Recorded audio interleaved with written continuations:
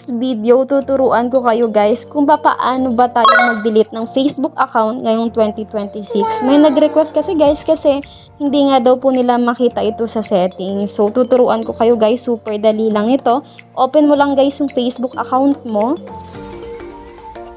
Tapos punta ka lang guys doon sa 3 lines sa taas. Ayan, tapos punta ka sa settings and privacy.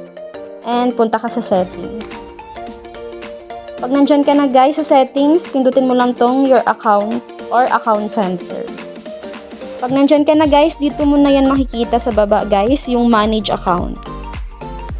Tapos dito sa manage, i-click mo lang yan. Tapos, ayan, makikita mo na guys dito yung tatlong mapapagpilian mo. So, meron dito yung pangalawa, yung deactivation or deletion. I-click mo lang yan.